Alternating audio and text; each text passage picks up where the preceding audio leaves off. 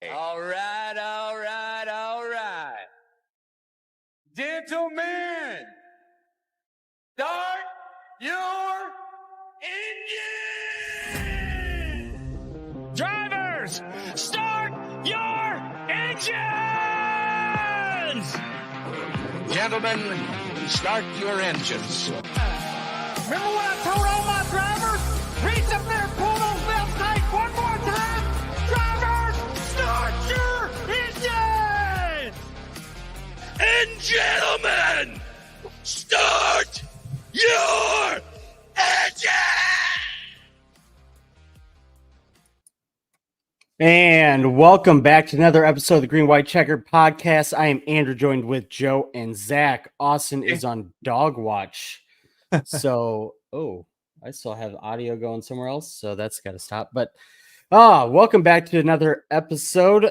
We're covering Michigan this week, and you know what that means. It's Daytona week, especially on iRacing. So, hopefully you're watching this and not losing iRating and getting demoted.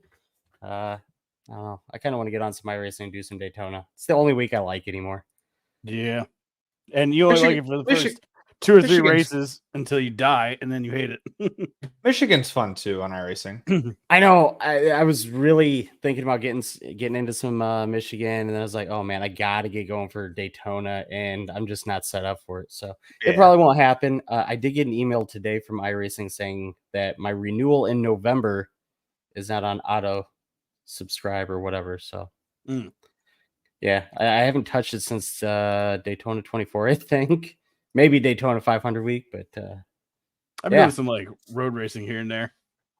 Nice. Yeah, I know you got into the was it IMSA for a while? No, it was them little I don't know, super Formula Lights. I was doing those for a little bit. They're pretty fun. Horsepower, open wheels. Yeah, they're kind of like a Formula 4, maybe a little faster. I'm not sure, but sort of that. Nice. So we got a lot to talk about this week. So before we get started, make sure to like, follow, subscribe. Give us that thumbs up on YouTube. Yeah. So let's get it. Tyler Reddick wins at Michigan on Monday because we were rained out on Sunday. Hell yeah. Not only is he winning on Monday, but he is also now our regular season points leader. So let's talk about how this happened. So Sunday we start the race. Bubba, Tyler, Hamlin, Larson, all fast, right? It seemed like it was going to be those 4 guys. Denny Hamlin decided he was going to take himself out of the equation and just self-spin, trying to go for the lead on Bubba. And, brings out the caution, loses Bubba some stage points because everybody pit with, what was it, 6 to go on stage. Yeah. Stage ends. Who got it? I think Willie B got it. I could be wrong on that, but the rain hits. And that brings us to Monday. Who actually watched the race? Because I was working. I was listening to MRN sporadically. I watched majority of it. And it was I thought it was pretty good race. And obviously we had the 2 big wrecks with best driver in the world, Kyle Larson, kind of taking out a bunch of people there, and then the LaJoie flip, which is still insane to me how that flip happened. I thought I was going to have the major talking point on this, and then it sounds like everybody else pretty much said the same thing. They had 30 miles an hour wind, and the car got turned sideways, probably a big gust of wind caught it. So your 170 miles an hour quickly turns into 200, and over she goes. Yeah, that was crazy. These cars can't go sideways at 170 miles an hour, 200 miles an hour with a 30 mile an hour wind, so it's 200. Yeah. I mean, okay. The Xfinity car went over on Saturday. Kyle Seager. Yeah, but that had the roof flaps didn't deploy on that one. Really? That's right. From what I saw, yes. I mean, I could be wrong. LaJoie's all his roof hood, all the flaps went up on his. So that's just take that freaking undercarriage out. We don't need it. I mean, I don't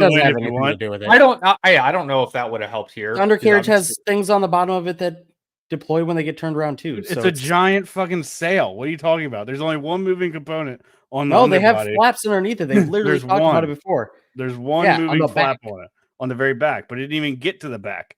it spun around and got like, all but around. How many times have we seen a car flip at 200 miles an hour? Quite a few times. I'm not saying a car's never flipped before. This is a blowover. It has nothing to. A blowover is completely different than a normal flip. Yeah, Harrison Burton doing under 200. No, it wasn't. In this car, he got in the same position and it went up. Yeah, it's the at a lot slower of a speed, and then they fixed stuff. I'm just telling you, with the wind. Yeah, it was. It's at Daytona. They're doing like 175. No, they're not. They're doing like 180. Like, okay. Without a 30 mile an hour wind up against them. Yes, and what common component do both cars have? The underbody. Okay, I've seen how many cars spin out in the last 3 years, and those are the two that we can talk about. Okay, I'm just saying it's a thing. The underbody is a thing. The underbody had nothing to do with it. Okay, let me see your engineering degree then, Andrew. Okay. Service. What happens when you take a sailboat out? Why does the sailboat work? Because it catches the wind. Exactly. Why does it catch the wind? How does a hard body catch the wind? What do you mean how's a hard? It's a flat surface. Put your hand out in a window and see what happens. The wind will not flat. The sailboat is curved. Whatever. Jesus Christ, you're an idiot. The flat bottom definitely has something to do with it. When's the last time we saw a it's going to blowover? It would act more like a wing, not a sailboat. What? And what does a wing do? Creates lift. And flies. There you go. Thank you. Correct. But I'm saying the underbody had nothing to do with it. You can't say it didn't have nothing to do with it. It had something to do with it. Okay, but even if it didn't have the underbody, you're still going to pack air and just create the same effect. Yes, but the undersurface it's going to be the same effect. Is a lot. I forget what the word I saw, but it was a really great way to describe it. Wish I could remember what the hell it was. But it's not a smooth, flat surface like an underbody from a diffuser is. It's all rough, and the air can escape, and it can get lost. Like the whole point of a diffuser is to trap air and to suck it into the ground. So it's not going to let air escape as it's blowing on it because it's designed to do the opposite of that. Well, show me your engineering degree, and I'll say you're right. It's how air works. It's not how air works. It's 100% how air works. Then why didn't we have a blowover in the Gen 6 era or the Gen 5 era or the COT? We have. Not COT, the Gen 4. A true blowover. Not like the COT. Yeah, we never had any blowovers. Actually, we did with COT. And guess what? We had a shit ton of. The wing did the same thing the diffuser did. It creates lift. Well, I mean, it also does you run it backwards. Opposite. It creates because lift. it's like this. It's going to create lift. Exactly. So that had something to do with it, didn't it? How did the air get underneath the car? Because there's a gap there. Because the car is designed to go forward, so you turn it around and it goes underbody sideways. had nothing to do with it. Okay, sure. But yeah, so we saw LaJoy flip, pretty spectacular blowover. We saw Kyle Sieg on Saturday flip, not because of the underbody. Apparently because Zach has not yet proved that the roof flaps did not deploy on Kyle Sieg's car. But Jesus Christ. And I don't even know where to go from here. But how about this? We had 3 tires fail on the same lap, but not for the same reason. I don't really know what to say. You had Dinger, who was it? Todd Gilliland and Joey Logano all have right rears go flat on the same lap. I don't know. It was low tire pressures, maybe. Logano said they had literally no rubber on the tire. Like it just delaminated itself. Interesting. Yeah. But Todd's was a puncture. And then I never heard what Dinger's was. So just Kyle Sieg's roof flaps did not deploy. I'm watching the replay right now. Really? Yep. Crazy. I wonder what, if anything, NASCAR found on that. Because that's a home-built car. Oh, that's true. Yeah. RSS. He could have had a little help because who was that? Who's the 80? The 81? I can't tell because they do the numbers weird. Whoever's spinning with the 81. Who is that? That's not Creed. That's Chandler.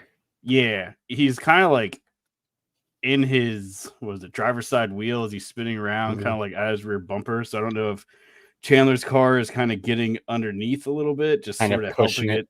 Yeah, creating that lift on the side. but which is how we usually see cars go over. But the hood flaps go up, but the roof flaps do not. But yeah, and then I can't remember, was the LaJoy one before or after the Kyle Larson spin? I think that was after.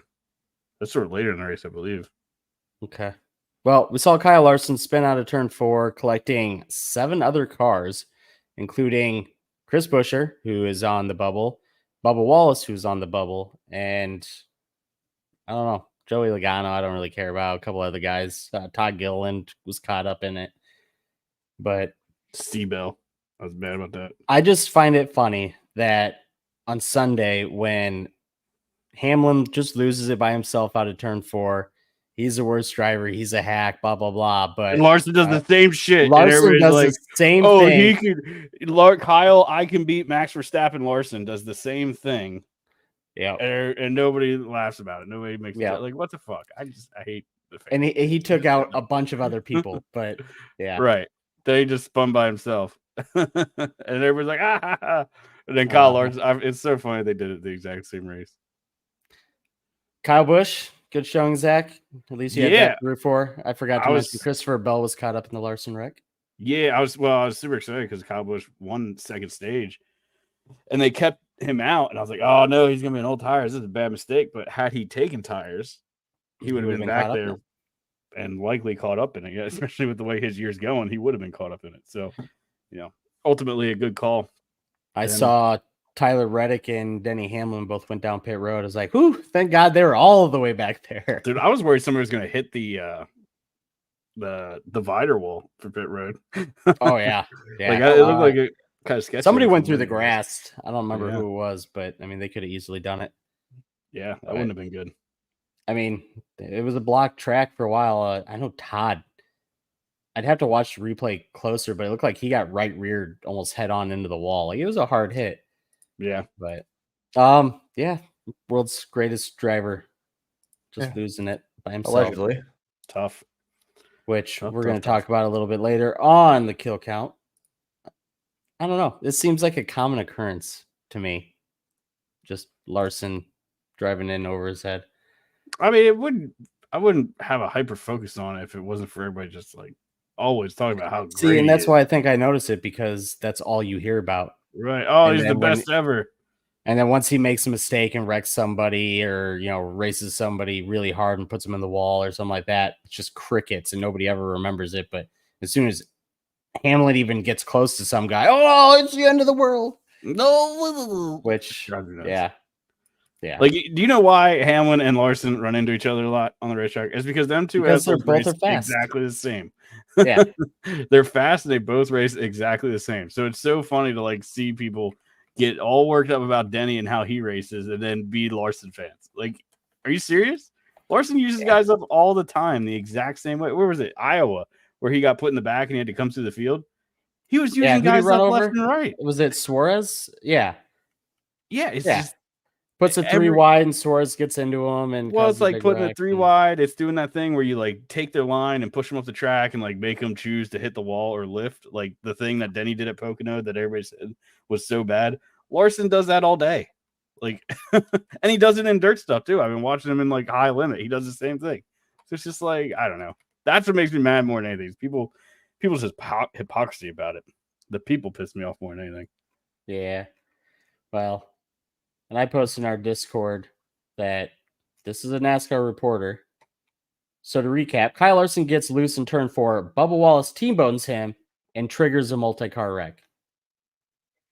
Did not happen that way.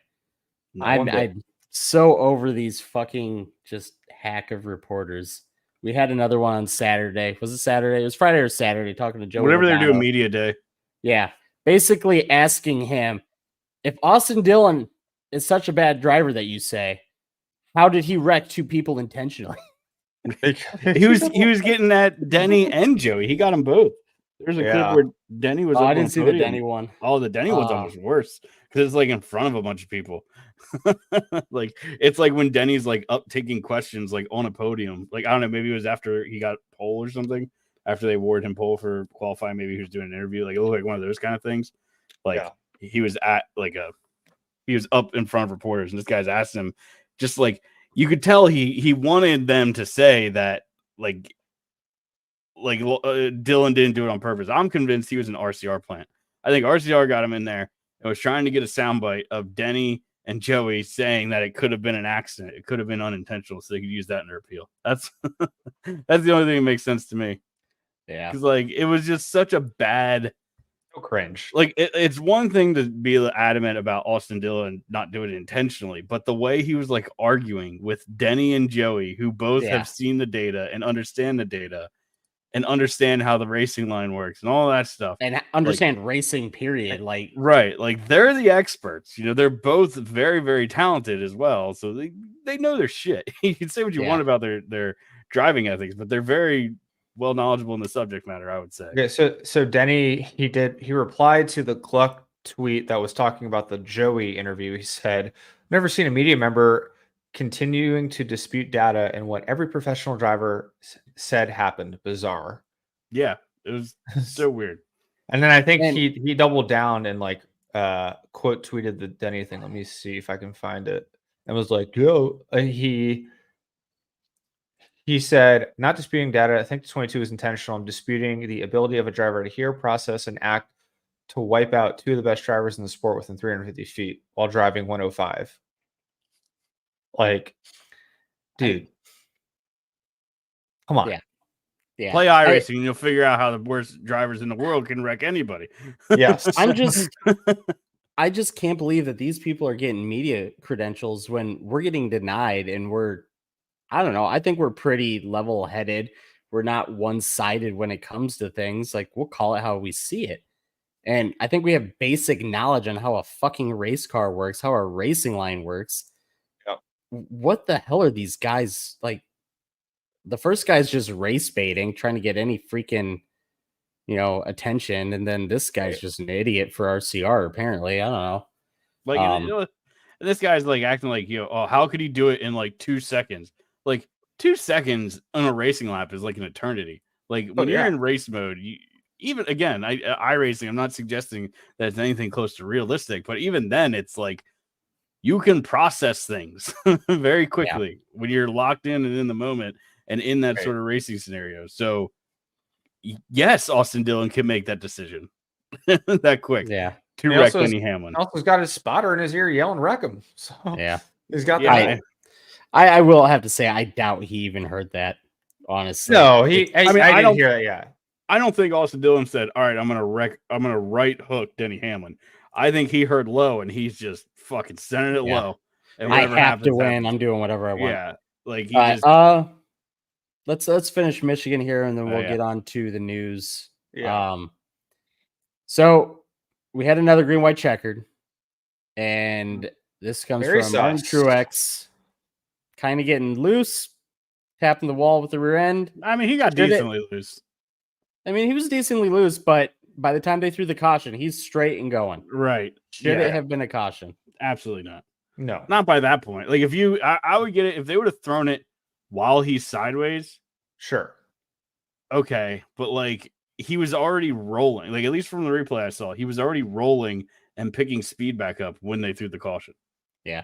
They were showing him live, and he was almost at the start and finish line going. I mean, he's gaining speed, so yeah, he wasn't worried about it. He's not throwing debris down. Didn't Cindric have a very similar thing like that? And they just like, all right, boys. He didn't get quite as sideways as Truex, I don't think, but it was a very similar wreck, or wall hit. I wouldn't call it a wreck. Yeah, wall hit. Yeah, well, it's just wild to me. Like so we call a caution for that.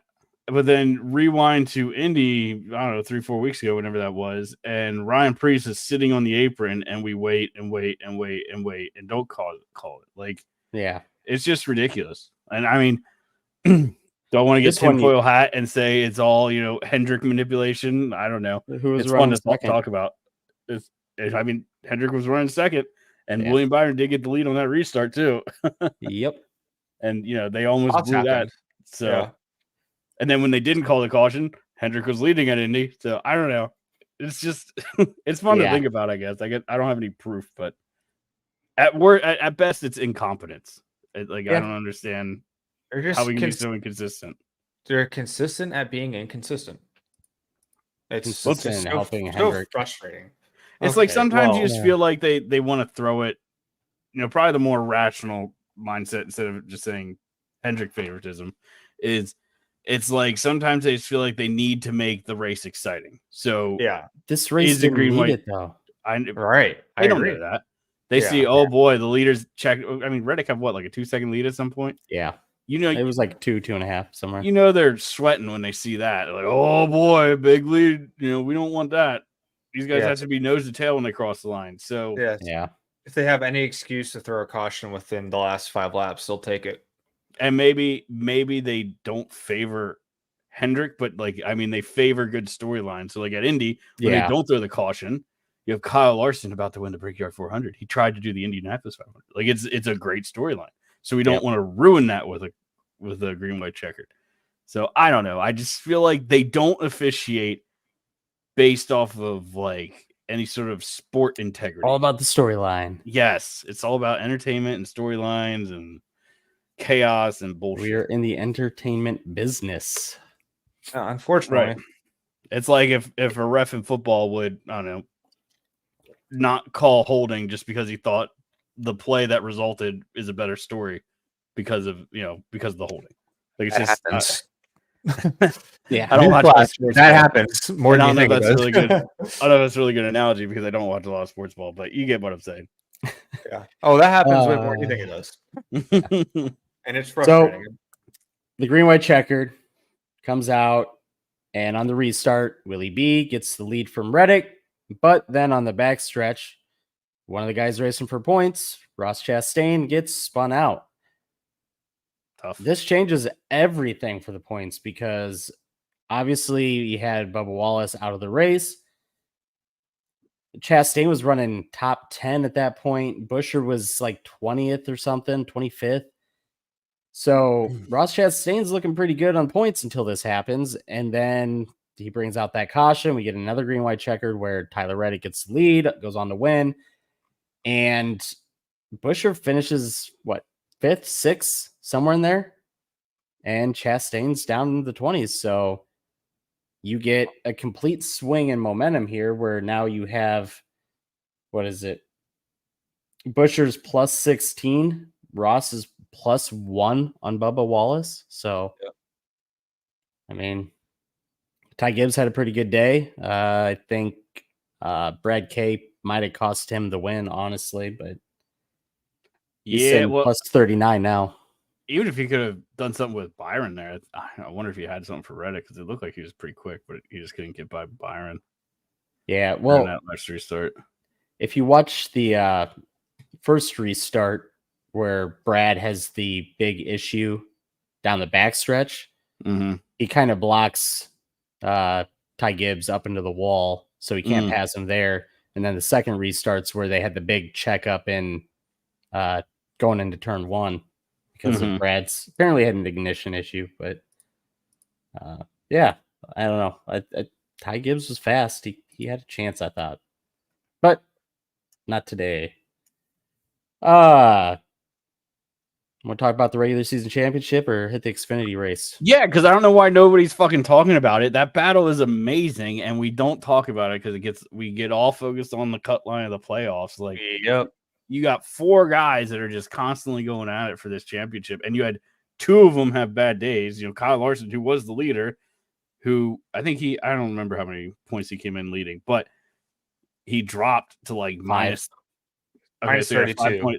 5-point lead, lost 32, or is now down 32. Lost 37. Yeah, he had a bad points day, and he had a bad points day a couple weeks ago. When was that? It wasn't. I guess a couple weeks ago just would have been off week. When the hell was that? Was it Richmond? Did you have bad points? Was it Richmond? I think it was Richmond. I don't know. Maybe. I can't remember. I know he had another.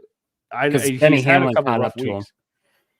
Yeah, that's it. Yeah, because Denny Hamlin made up a lot of ground because Denny was like 50 back or something like that. Maybe not that far, but he was a decent chunk back, and then Denny caught up. And it's just like, it's so exciting. They're all switching around. Now all of a sudden, Larson's 4th, and then Reddick's leading it with 10 points over Chase, and Denny's still kind of there. I think. Yeah, Denny was 43 back and then went to 21 back after Richmond. Yeah, I mean, they're all 4 still in it. Like, it's crazy, but we're not talking about it because playoff cut line and blah, blah, blah bullshit. Yeah. It's And the playoffs, please. they need to start focusing on it because this could be the championship. Really, Yeah, you want it to talk could be. about Phoenix? Like we know how important those playoffs are. 15 playoff points to whoever gets this. Yeah, could be enough to propel you to Phoenix. Kyle Larson gets it, and he goes to 43 playoff points. He's in. Christopher Bell's got 25.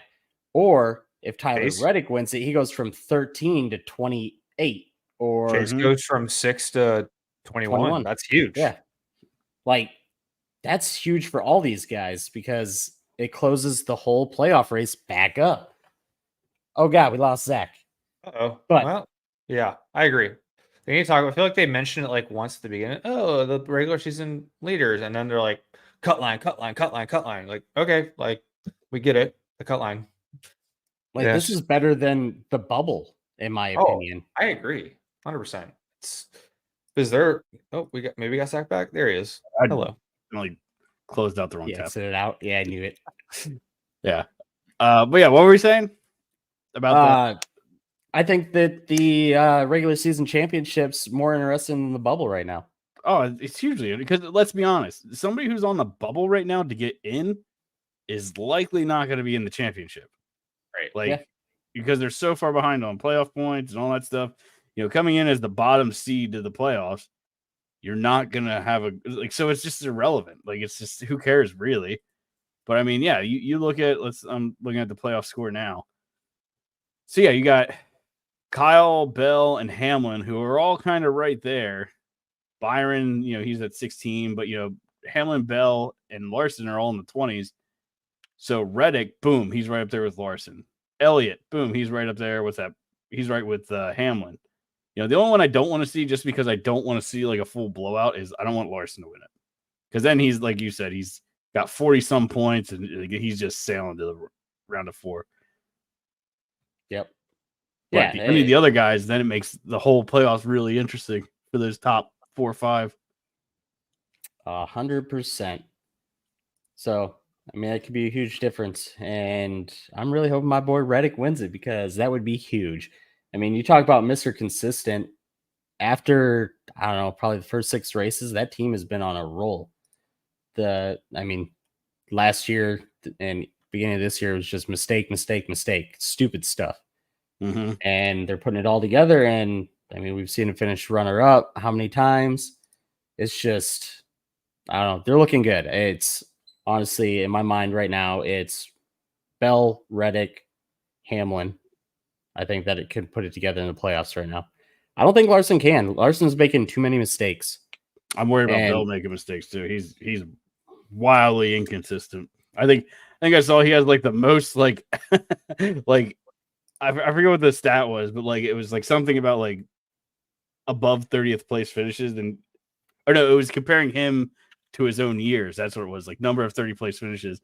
And this year he has the highest 30th place finishes of any other year of his career. So he's a rocket. He's fast when he stays in it, but then like something dumb will happen, and then he finishes 30th. I don't know who. Okay, here we go. So I wanted to. Nope. I don't know who got that picture of the playoff points, but you cut off what the guys around the cut line have. And I'd be interested. I grabbed it from NASCAR NBC's Twitter. Or are you talking about the actual points? No, the playoff points. So where it shows like Bubba, Chastain, I'm just wondering how many playoff points those guys have, because it can't be a lot. They might not have any. I mean, Kyle Busch has, as far as I know, like 2 or 3. I mean, I guess you can go to the NASCAR website, NASCAR standings. It doesn't show it. I fucking hate that. There should be a playoff one. Playoff picture. It shows no points. Oh, no. That's how many to the cut line. It's so dumb. What the hell? Last year they had it. They had a playoff points section. Okay, cool. Yeah. That's so cool, I guess. Anyway. Well, and then the best part is if you look at the regular season, it's not in order at any point. It's like all the win guys are down. You know, you got Cindric in 19th. He's got to win. He's in. But Yeah, no, this is going to be really interesting. Oh, yeah. So what you're looking at there is you're looking at the regular season. That's just like the regular standings. Yeah, that's what I'm saying. You have But to then click playoff picture to But actually that doesn't see there. show anything. Well, I'm just saying to show like their ranking in the playoffs. Yeah. I know it doesn't give you playoff points. You're right. It should give you that, but there you see Cindric in 9th. Yeah. But yeah, two different standings. It's not confusing at all. NASCAR.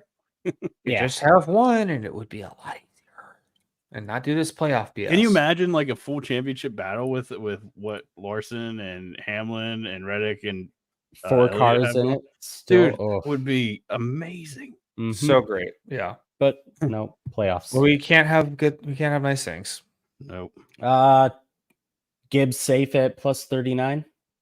I mean, I think Truex is good, but I mean, if Gibbs wrecks out early in both, he's got to get playoff points, or he's got to get stage points. I think he just needs to finish. I think Daytona you finish, and then Darlington you just ride around your race. Yeah. Like Truex and Gibbs, like if anything, I'm trying to get stage points maybe, but then after that, I'm just checking out. Mm-hmm. So I don't think the stages usually get too wild. Truex especially, yeah, Truex is fine as long as he doesn't wreck. All he's got to do is just because I think you only need 60 points to lock in, right? Yeah. Yes. Because I think that's the most. That's the most points somebody can gain on you. A win is 40, and then 10 each for stages. I think. We'll check. I believe so. Yeah. So, but that's if you, I don't know, you'd have to finish dead last to not get any points though, because you're getting points if you finish 15. Right. You know? Well, so that's what I'm saying. Like, so as long as he has more than 60 points, I think he'll be locked in after Daytona. True about you get 40 for a win. So 40 for a win and 2 stage wins is 60. So yeah. Yeah. So as long as he doesn't lose 17 points to the cut line at Daytona, I think he's locked in for Darlington. Yeah. And even then, you have to have the worst race ever. Yeah. 2 races in a row pretty much did not be in. Even for Ty Gibbs, it's just, I don't know. I think he's locked in unless if we have 2 winners. Yeah. I mean, if he, like, I mean, he could get knocked out. Like if he, say, doesn't get aggressive and gets stage points, so gets no stage points, and then say gets wrecked out and finishes, I don't know, 30th or something like that at the end, depending on how it goes. He could lose decent ground if one of them other guys decide, Bubba's definitely good at Daytona. So if he gets up there, controls the race, gets stage points and all that, he can make up some ground. So I wouldn't be too conservative if I'm Ty. I would go for stage points. I would at least get some stage points and then just sort of cruise would be my strategy. I think this is going to be one of the most boring Daytona races ever, though. You're going to have so much team orders. Like Chevy's going to push Chevys. I mean, you're going to see like the 48 probably getting pushed a lot. You're going to have Ty Gibbs getting pushed a lot. Truex getting pushed a lot. It's just going to be your team orders. Bubba getting pushed a lot too. Did you say Bubba? Well, it's just going to all of it. Yeah. The Ford. I mean, all of Penske's locked in, so you got to figure that Ford's like, hey, we need you to support Buescher. Yeah. And I don't know. I agree. I hate that's probably like my biggest complaint about like modern racing, and it's something we've already opened. You can't go back, but like this whole manufacturer alliance bullshit, it pisses me off. It ruins super speedway racing. Yep, need more drag on the cars so that the guys that aren't trying to do team orders can just pass them. But agree. I don't know what you need to, but that's another part of it. Like this car is really bad at fucking super speedways. Yeah. Yep. All right. Xfinity race. Justin Allgaier wins. Strongest car. Talked about the Kyle Sieg flip. Stop running the super speedway package at tracks that aren't super speedways. I didn't watch specifically because of that. I was like, fuck this. I'm not watching this. Yeah, dude. It was frustrating. Like, this is the best car we have, and you're ruining it and trying to make it this fucking. It's what the old car was. The low horsepower fucking. Right. It didn't work for the Gen 6. Why is it going to work now? Was it you, Zach, or I see a tweet that the theory, this info had is they're doing that to make the cup shared car a tweet. Faster. Yeah, that's what it was. I shared a tweet in Discord. Yeah, I was just saying that they were theorizing that they made Xfinity run the super speedway engine package so it wasn't faster than the cup car because it could have been. Hey, I wouldn't put that past NASCAR. I mean, 100% would have been faster, I but mean, it would have put on a gotta great know. race. You got to know it already chaps their ass that the Xfinity car is looked at as a superior car. Like everybody knows the Xfinity car is better than the Cup. It's just absolutely. We need Gen 8 now. Yeah, I know. Dude, got I'm what, worried. Probably another 3 years of it. I'm worried about Gen 8. I'm genuinely concerned because ever since the Gen 4, each car after has been a step down. So it's like I have no faith for them to actually do something good, especially with this. Like, are they going to push this sports car platform even further? Like, or are they going to pull back and say, no, we made a mistake? Well, I know NASCAR. They're not going to say, no, we made a mistake. No, never make a mistake. No, they won't. They're just going to go right. further down this stupid sports car path, and it's just going to suck. So I guess just try to enjoy what you can while you can, because who knows where we're going.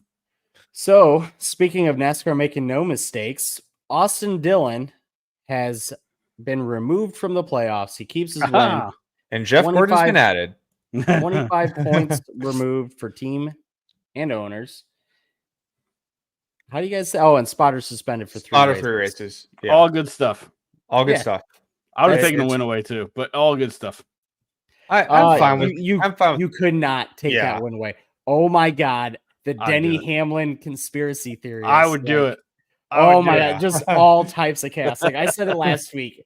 The only thing you could do was exactly what they did. It's take him out of the playoffs, let him keep the win.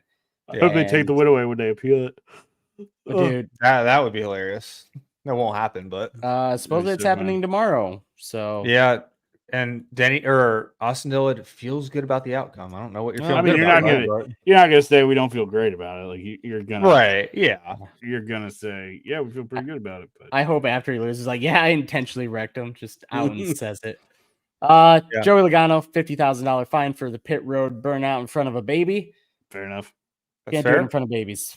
He said he's like, I will say Joey's penalty is fair, but NASCAR also has a responsibility to keep people off a hot pit road.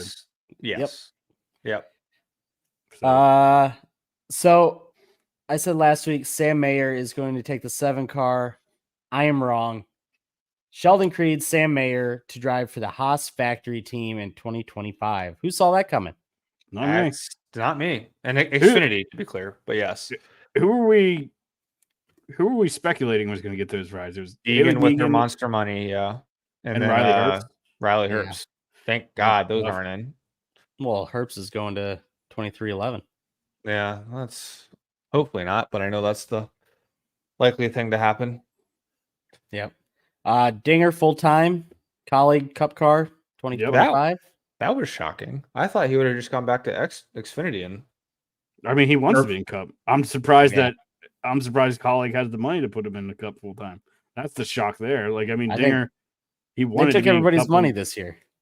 Like, look how bad they are in Xfinity. They're like, we're just going to put them in the shittiest rides, take their money, and next year we'll give some money to Dinger. Maybe I don't know, but I don't know what it is. But yeah, I know he's probably happy. He definitely didn't want to not run Cup this year. So yeah, cool to see him back. Sucks it's going to be in colleague junk, but yeah, they got to take a step forward. The new Rick Ware Racing. Oh bad, yeah, they are. Well, they're still just 2 charters, right? And they're running that third car around them for okay. Yep, they run it on special occasions. Who's out then? I didn't even think about it. Who's out? Is that Hemrick out then? No, he's in the 16. Oh yeah, is he still confirmed for that? I mean, Dinger's in the 16 now. They're putting Gralla in it, and then Gralla was also running the 15 car. Did they run 2 full-time cars now, colleague?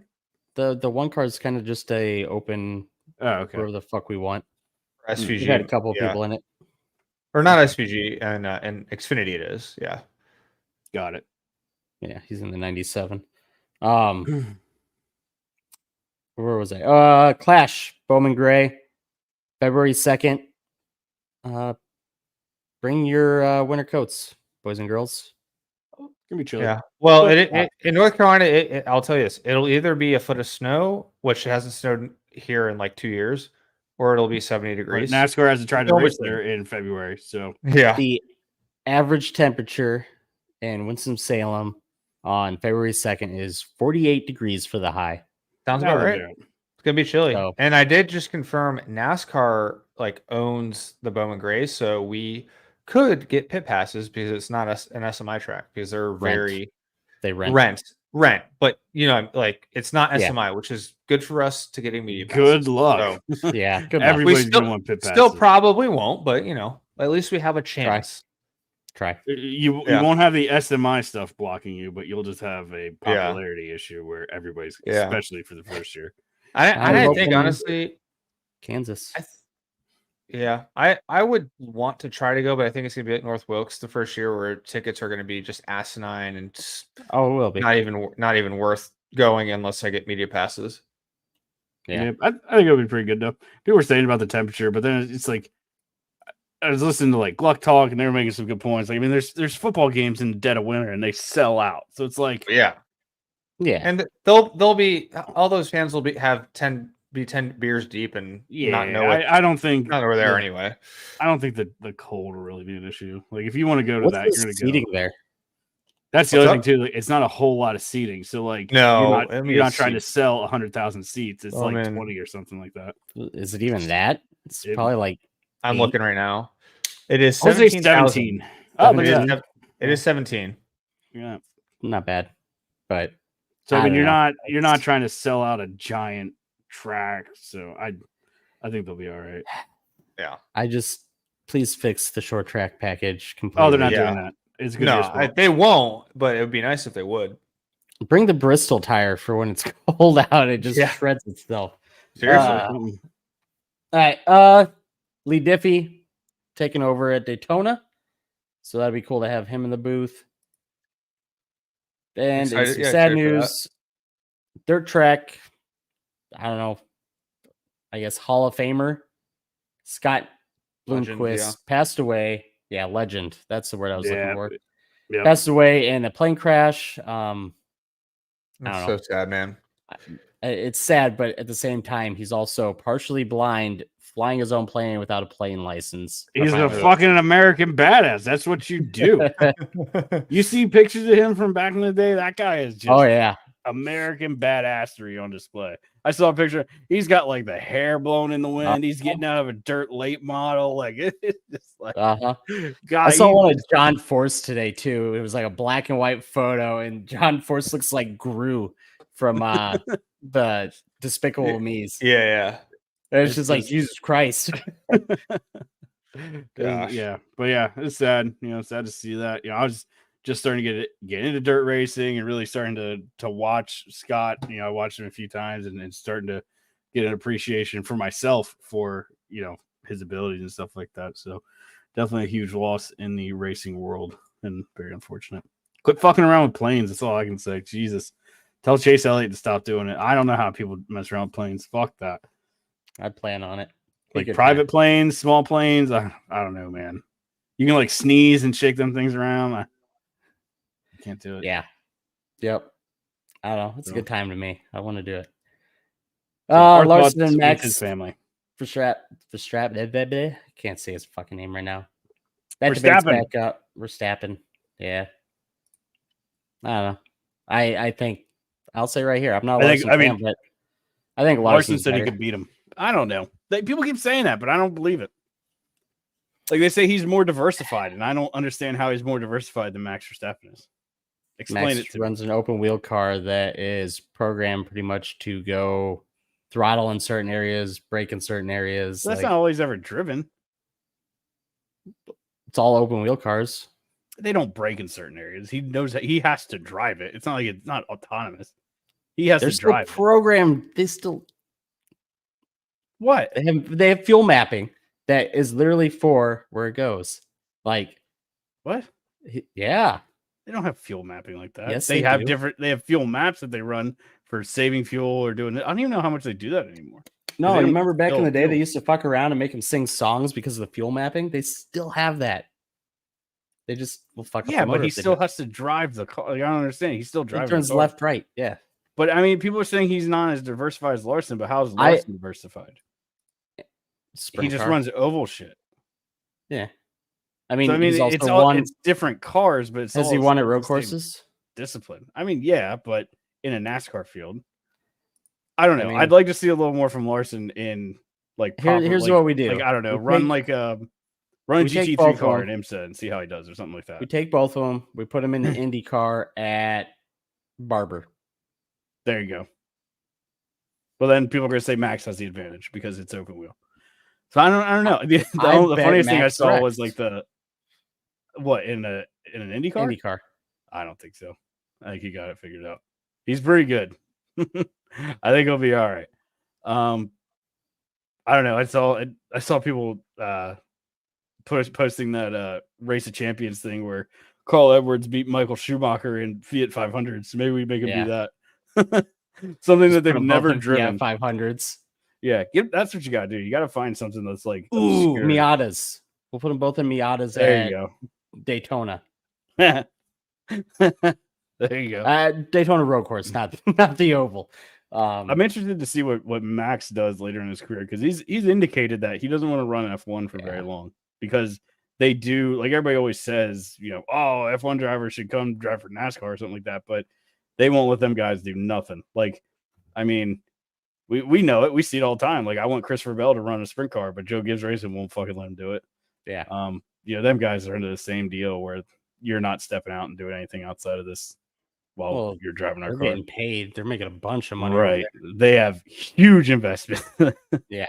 So I get it. But I think Max has said he does want to get out and race other disciplines, and he wants to do it while he's still in his prime. Like, he doesn't want to be an old retired guy trying to race other stuff. He wants to do it while he's still young enough to be good at it. So we'll see. Maybe he retires from F1 in a couple years, and maybe Larson and him do see each other on the track one day. We'll find out. I mean, Valentino Rossi retired from motorcycles, went and started racing a GT3. So yeah, I don't know. And he's doing pretty decent.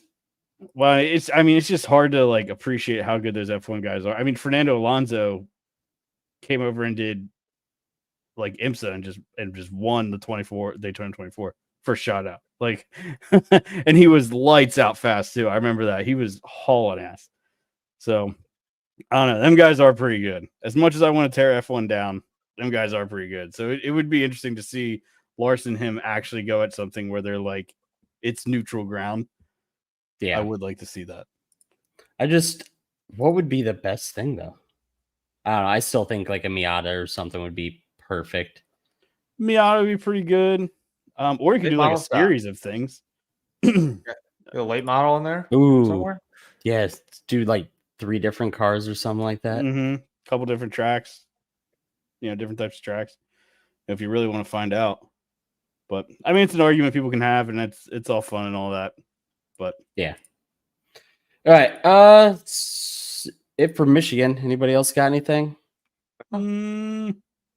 Good here. Okay. We didn't talk about start times. That was a big topic. Everybody's talking about start times. Oh boy. We've talked about them so much. Like, So I have a question. What is better? Because I don't think we're getting that whole race in Sunday. Maybe. I don't know what was coming after that race. If they would have moved it up, it would have been shortened. Denny was saying on his podcast is he thinks that if they moved it up like an hour or whatever, they'd have gotten some racing in, had to stop, and then that break where they started the race, they would have been able to cross over into halfway. And he thinks that last storm that actually shut us down for the day was it. So like if they would have drive the track, like one, we would have already been to halfway, but then if they drive the track after that, we probably had enough time in the day to finish it if we would have started at 1. I don't know. That's what Danny said. But assuming you can only get to halfway or something like that, what is better? Only like a half distance race on Sunday or getting the whole thing in on Monday?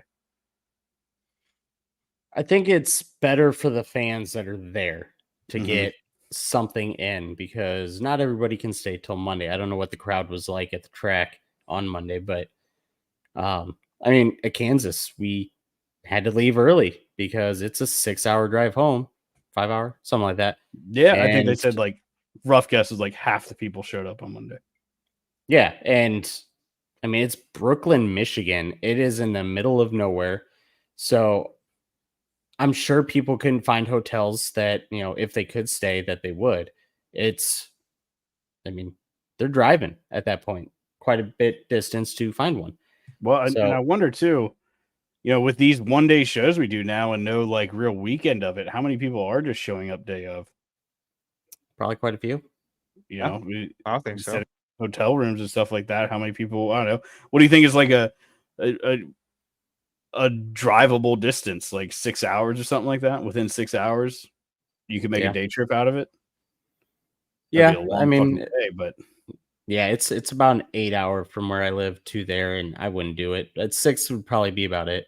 All right, so maybe call it maybe 4 or 5 hour drive to be the day and not have a hotel. So then, I mean, if so you are just making a day trip out of it, you wouldn't have a hotel. I mean, besides for people in like around the track, probably within an hour, there's not too many big cities around there, but you got Detroit and Indy and maybe Chicago. And even Chicago's a drive. So I don't know. I think it's still better for the people that have paid for the ticket to have it on Sunday, even if it is a shortened race. And it's, I don't know, it's not better for the broadcast to have it on Monday at 10 a.m. or 11 a.m. or whatever it was. Like, you can't tell me that viewership was even close to what they would have got if they would have just started the race at 1. No, probably not. So I don't know. I'm team 1 o'clock start times. Me too. I mean, we just got to realize that during summer around a large part of the country, the afternoon is gonna be rainy. That is prime time thunderstorm. Or I think with Chicago, because they started Chicago at what, 3 or 4. If they had started that at 1 o'clock, they probably get the whole thing in, because it didn't start raining until stage 1 or whatever it was.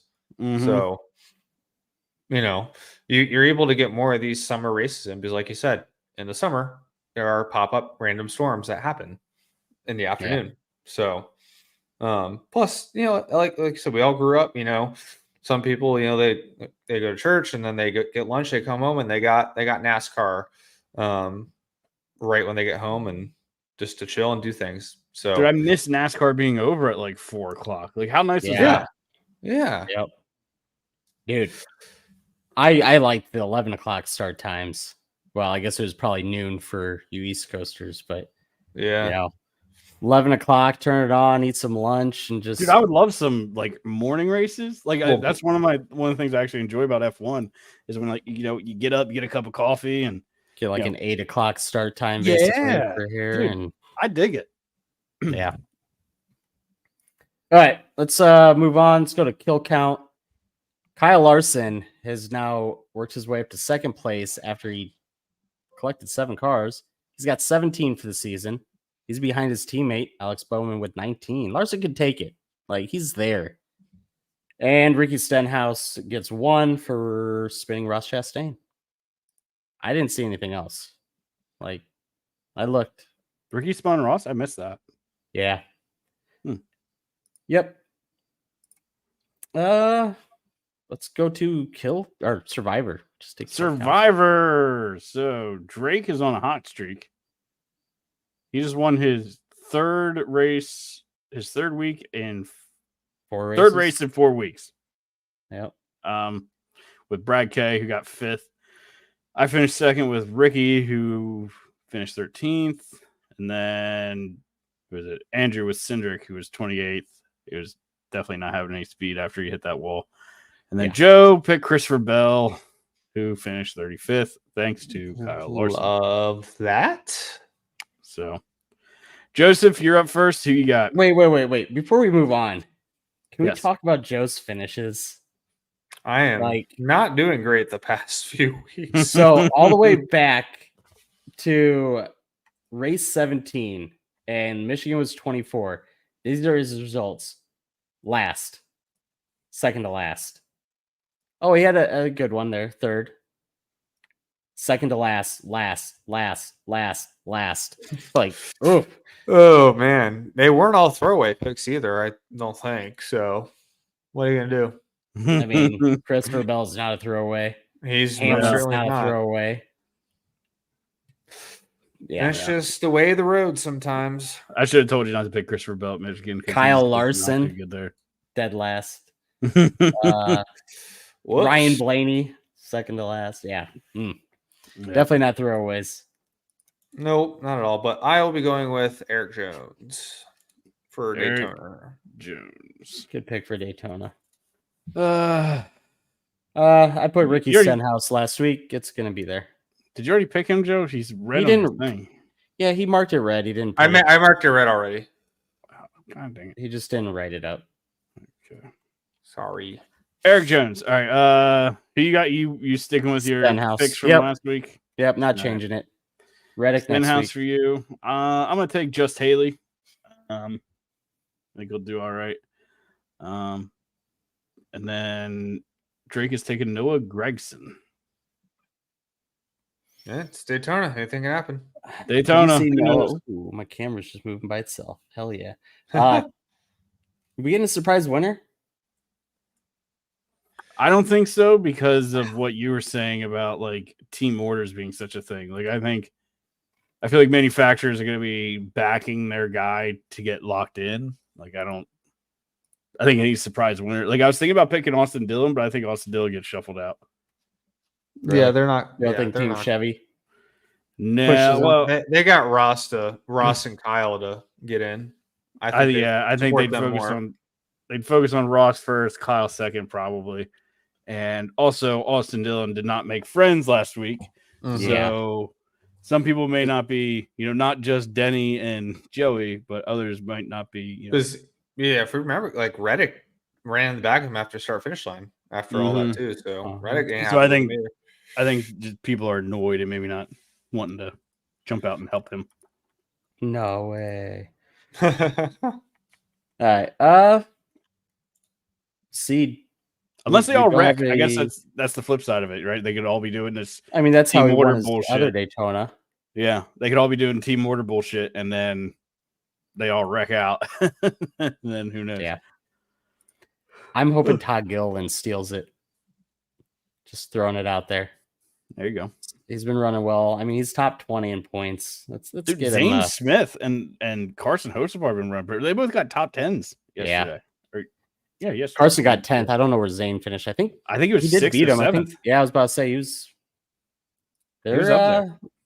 Suddenly, LaJoy's getting worse, and those two are. Right. Moving on LaJoy up. finished upside down, and them two get like top 10s. I don't know, man. LaJoy's going to wreck every race car he can for the rest of the season. I'm calling it now. I don't think he Start wanted to putting wreck in it the that wall. way. That was such a weird wreck too. Like Yeah, it was I don't just- know. he just Tried to lost it side and- draft and Oh, he like ran into him. yeah. Well, He's like I have a trying theory too on that. hard. I think he was trying to wreck him.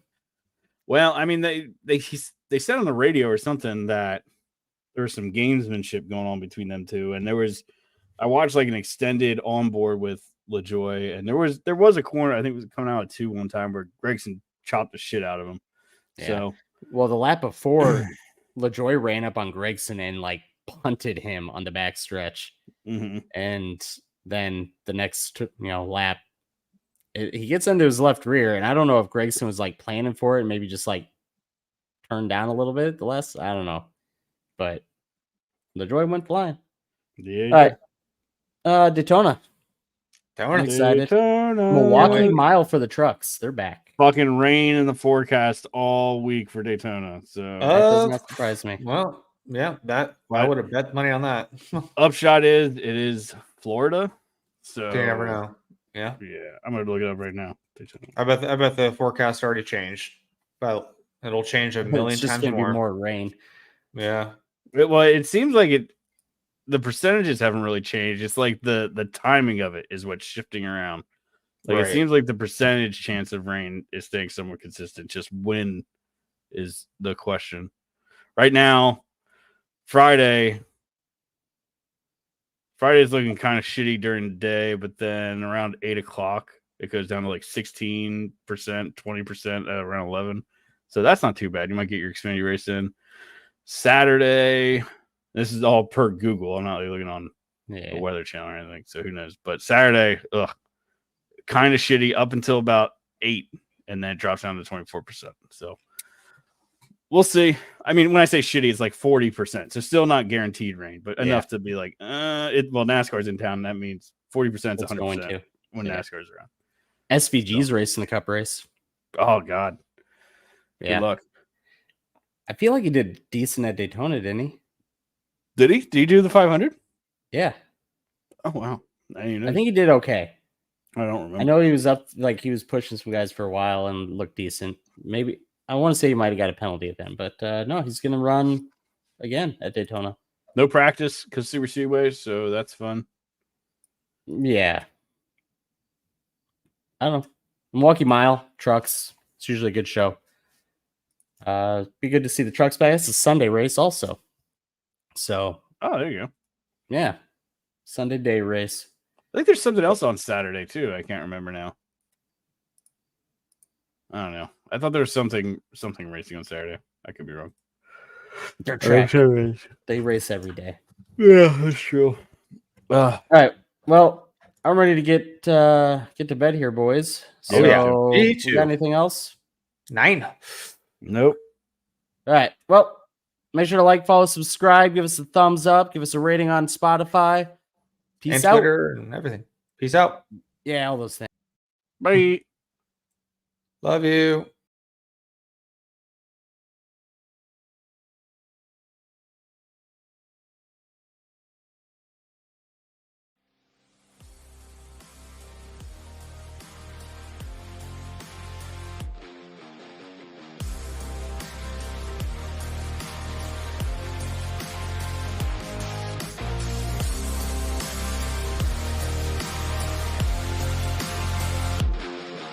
Thank you for listening to this episode of the Green White Checkered podcast. We hope you enjoyed it. For more from the boys and the podcast, be sure to follow us on Twitter at the GWC Pod for the podcast, at Biggles TV for Zach, at ShakenDrake_TTV for Austin.